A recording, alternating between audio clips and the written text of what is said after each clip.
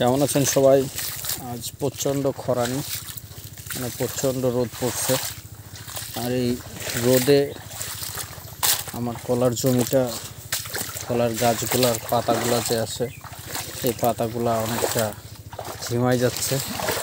এর জন্য কলার জমিতে পানি দিচ্ছি। দেখুন, এই সাইডগুলোতে পানি দেওয়া হয়ে গেছে, এখন এই সাইডে পানি দিচ্ছে। কলার জমির পরিমাণ হচ্ছে 1.5 বিঘার কাছে, আর ওই পাশে 1 বিঘা আছে। ওই জমিটা পানি দিছি এসে সেই সকাল ভোর 6টার সময়। পানির খুব একটা লেয়ার ভালো না, যার জন্য পানি আস্তে আস্তে উঠছে। আর এখন রোদ, খরার সময়। এখন আমাদের উত্তর অঞ্চলে পানির পরিমাণ খুবই কম। দেখেন, এই জমিগুলো পানি দেওয়া নাই, খটখটে মাটি শুকাই গেছে, রস নেই মাটিতে। গাছগুলা, পাতাগুলো অনেকটা ঝলসাই গেলে বা পুড়ে গেলে যেমন হয় সেরকম হচ্ছে, দেখছেন। আর পাশে এই যে পাট চাষ করছে। আপনাদের যদি একটু দেখায়, সারা মাঠ এই যে ধানের পালা দিয়া, দেখছেন। প্রচণ্ড রোদ, তাপমাত্রার জন্য মানুষজন এই ধান ঝেড়ে বাড়িতে নিয়ে যেতে পারেনি এখনো। অতিরিক্ত তাপমাত্রা আমাদের উত্তর অঞ্চলে, প্রচণ্ড তাপ।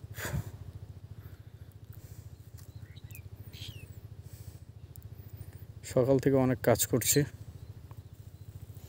এই যে আমার একটা কলার কাঁদি পড়ছে, আস্তে আস্তে সব গাছগুলো কলার কাঁদি পড়বে।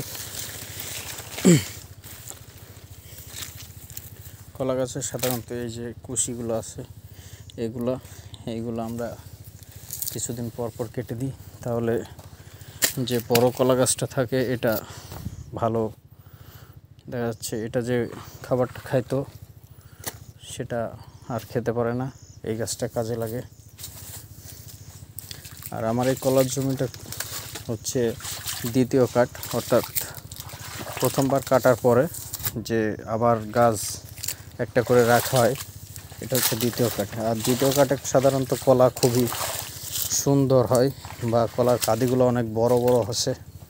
ঠিক আছে, আপনারা যারা কলা চাষ করেন তারা বুঝবেন যে কলার গাছে দ্বিতীয়বার যে পালসি ছাড়ে, ওই পালসি রেখে দিলে অনেক কলার কান্দিগুলো অনেক বড় বড় হয়। এই যে কলার গাছে পানি দিচ্ছি, কলার জমিতে। আপনাদের একটু দেখাই আমার কলার জমিটা। আমার পাশে আরও 1 বিঘা বাড়াইছি, ওই কলাটা ছোট, আপনাদের একটু দেখিয়ে নিয়ে আসি।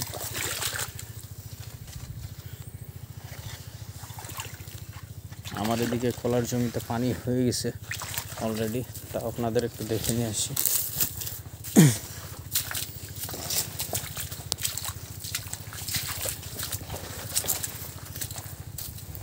এই যে এই জমিটা কিছুক্ষণ আগে পানি দিছি, কিন্তু পানি সম্পূর্ণ টেনে নিয়েছে।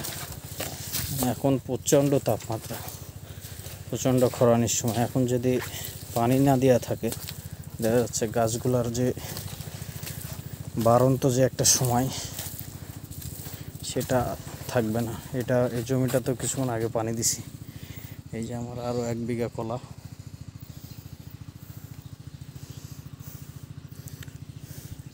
দেখছেন। অনেক সুন্দর যত্ন করছি।